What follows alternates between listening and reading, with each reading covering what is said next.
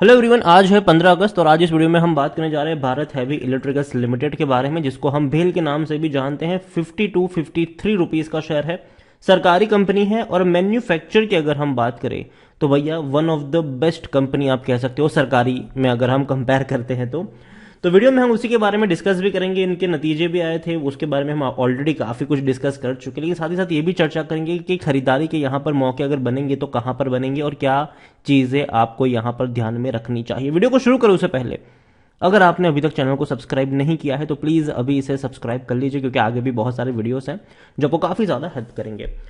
तो शेयर देखा जाए तो 52 का आसपास है और एक महीने में अगर हम देखें तो पिछले एक महीने में भारत हैवी इलेक्ट्रिकल्स लिमिटेड में तकरीबन 9.5% का ग्रोथ भी है। 50 रुपए से भी कम कीमत पे था, 48 के आसपास था, 55 के करीब पहुंचा। रिजल्ट्स आए थे उतने अच्छे नहीं थे, टूट गया, दोबारा भागने की अब कोशिश जरूर कर रहा है। यहां पर पिछले एक साल की अगर हम बात करें तो पिछले एक साल में भारत हैवी इलेक्ट्रिकल्स लिमिटेड में 5.5% की गिरावट है। इस बीच 75 रुपीज तक का हाई भी है और 42 रुपीज तक का लो भी इसने बनाया था, लेकिन अब दोबारा रफ्तार पकड़ी जरूर थी इसने। और लॉन्ग टर्म में देखा जाए तो भैया पैसा उतना ज्यादा यहां पर बना नहीं, इवन लॉस भी आपको देखने को कभी कभी मिलेंगे उन लोगों में जिनकी जो बाइंग है वो काफी ऊपर के लेवल पर है। 200 के करीब शेयर था, 19 रुपए तक का लो बना था कोविड के वक्त, दोबारा बड़ी रफ्तार इसने पकड़ी, अब टूटना शुरू हुआ जरूर है, लेकिन डेफिनेटली तेजी भी देखने को मिलेगी। लेकिन हाँ, यहां पर जो मौके बनेंगे वो लॉन्ग टर्म के नहीं होंगे, शॉर्ट टर्म के होंगे। जब भी नीचे की तरफ जाएगा खरीदारी के मौके होंगे, ऊपर की तरफ जाएगा मतलब बेचो और भाग जाओ, रुकने की फिर जरूरत नहीं है, ये भी याद रखिएगा। भेल को लेकर अगर हम देखें तो वॉल्यूम्स अगर देखा जाए तो 1 करोड़ से भी ज्यादा के है, बड़ी क्वांटिटी में शेयर ट्रेड हो रहे हैं, मिड कैप शेयर है, 18,000 करोड़ से भी ज्यादा का इसका मार्केट कैप है। और तो और इस बार Q1 में कंपनी ने लॉस दिखाया था। देखो पिछले 2 क्वार्टर में कंपनी ने अच्छा प्रॉफिट कमाया था, खास करके पिछले क्वार्टर मार्च की बात की तो 912 करोड़ का मुनाफा था, उससे पहले 27 करोड़ का प्रॉफिट था, उससे पहले के 9 क्वार्टर लगातार बड़े बड़े लॉसेस दिखा रही थी ये कंपनी।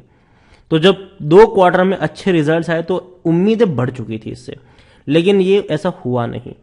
प्रॉब्लम ये हुई है जून क्वार्टर में कि इनका जो रेवेन्यू है वो 42% तक टूट चुका है।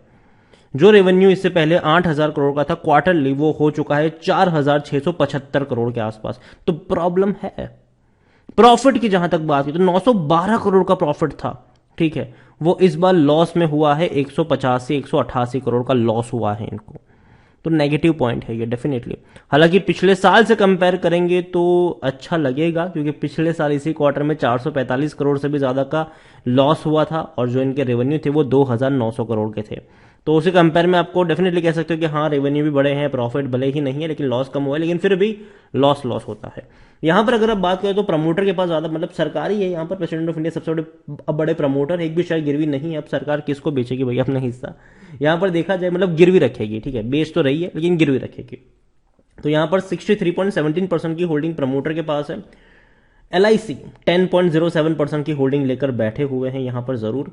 हालांकि डिविडेंड ये पे नहीं कर रहा है, 2019 में इन्होंने आखिरी बार पे किया था, उसके बाद कोई डिविडेंड पे नहीं किया है इन्होंने। हाल फिलहाल में जो बड़ी खबर आई है वो ये कहती है कि IIT कानपुर और भेल ने भैया पैक किया है कि भैया आने वाले दौर में रिसर्च एंड डेवलपमेंट के ऊपर कंपनी काम करेगी, और ये बहुत अच्छी बात है।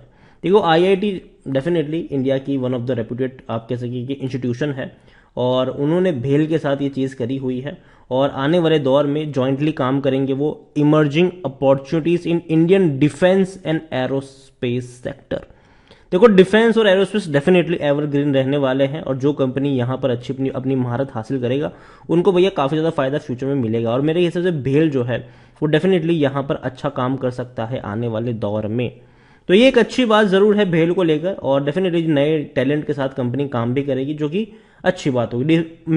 मेनली कंपनी का ये कहना है कि डिफेंस और aerospace sector are 2 of the most evolving sector है इंडिया में, और डेफिनेटली वहां पर ये काम करने वाले हैं। और ये अग्रीमेंट भी कह सकते हैं कि IIT कानपुर के जो प्रोफेसर है Mahindra Agarwal of IIT Kanpur said this agreement will भेल to work collaboratively on research and development in the defence and aerospace domain will strength our resolve to create opportunities for growth in this sector for the state and the nation as well। तो definitely अच्छी बात है ये, और positive खबर भी मैं कहूंगा इसको। भेल को लेकर अगर हम देखें तो 43% लोग कह रहे कि बेच दो और 57% लोग कह रहे खरीदो। देखो जिस प्राइस पे है ये अभी, उस लेवल पे मेरी बाइंग की रिकमेंडेशन नहीं है। मैंने पहले भी कहा था कि 50 रुपए के ऊपर मैं नहीं खरीदूंगा इसको, लेकिन अगर ये मुझे 45 रुपए के आसपास मिलेगा तो डेफिनेटली खरीदारी के मौके बनेंगे। जब 40 के आसपास पहुंचा था, इवन जब कोविड में ये 19-20 का था, तभी मेरी बाइंग की रिकमेंडेशन थी। लेकिन तब से लेकर अब तक मैंने एक चीज कंसिस्टेंसी कही है कि 50 रुपए के ऊपर नहीं खरीदूंगा मैं इसको, ठीक है। बल्कि जब भी वो 55-60 का रेंज में जाएगा वो प्रॉफिट बुकिंग का रेंज होगा, तो वहां पर नहीं जाना है आपको। लेकिन अगर वो आपको 45 के आसपास मिलता है तो बाइंग के मौके वहां पर जरूर बन सकते हैं। कंपनी बर्बाद होने वाली नहीं है, कंपनी के रेवेन्यू डेफिनेटली बढ़े थे, 21,000 करोड़ से भी ज्यादा के इनके रेवेन्यू थे फाइनेंशियल 2022 में। लेकिन इस बार का रेवेन्यू भैया बहुत कम हुआ है, 4,600 करोड़, जो इसके एवरेज से भी काफी कम कह सकते हो आप इसको। और प्रॉफिट जो था, लग रहा था कि यार कंपनी प्रॉफिट में आ चुकी है, अच्छा ही बात होगी, लेकिन पहले ही क्वार्टर में लॉस दिखा दिया, जो कि अगेन नेगेटिव पॉइंट इनके लिए बन जाएगा। भेल को लेकर अगर आप देखो तो खरीदारी करने का सही मौका ये कहना है टिकर टैप का, मेरा नहीं, क्योंकि 41 का पी है और सेक्टर पी 50 का है, तो सस्ता है लेकिन उतना भी सस्ता नहीं है, ठीक है। लेकिन अगर ये शेयर 45 के आसपास जाता है तब कह सकते हैं हाँ भैया सस्ता है। अब मौके हैं यहाँ पर जहाँ पर रिस्क ज्यादा नहीं होगा और जो आप कह सकते हैं रिवॉर्ड है वो ज्यादा बनता नजर आएगा। डिविडेंड तो पे कर ही नहीं रहा, तो अट्रैक्टिव कहां से हुआ। लॉन्ग टर्म में इसने बैंक एफडी जितना भी पैसा नहीं बना कर दिया, जैसे कि मैंने कहा कि ये लॉन्ग टर्म का नहीं शॉर्ट टर्म का खिलाड़ी है।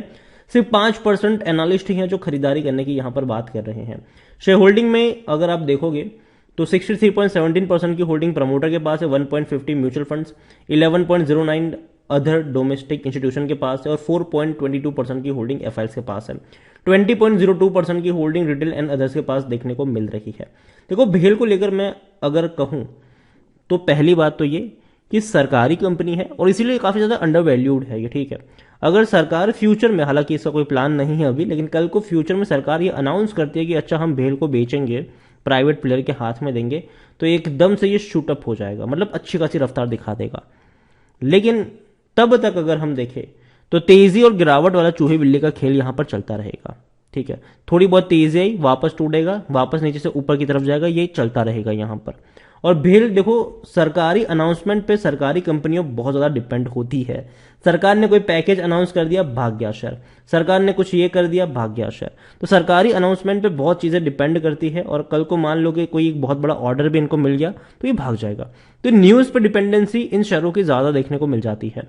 तो अभी के लिए मैं इतना ही कहूंगा कि हाँ कंपनी तो अच्छी है, बस ये है कि यार कंसिस्टेंसी प्रॉफिट इनको दिखाना पड़ेगा। ऐसा नहीं कि 1-2 क्वार्टर में प्रॉफिट दिखा फिर वापस लॉस में आ गए ये लोग, इनको कंसिस्टेंसी प्रॉफिट दिखाने पड़ेंगे। और दूसरी बात यहां पर यही है कि जो खरीदारी के मौके वो 50 रुपए के ऊपर नहीं, अगर लेकिन उससे नीचे जाते हैं तो वहां पर मौके बन सकते हैं। वीडियो को यहीं पे एंड करूंगा, पसंद आया हो तो लाइक कर, शेयर कर, चैनल अगर पहली बार है तो प्लीज सब्सक्राइब करें। और भारत हैवी इलेक्ट्रिकल्स लिमिटेड के बारे में आप क्या सोचते हैं वो भी आप मुझे कमेंट में लिखकर बता सकते हैं। Thank you.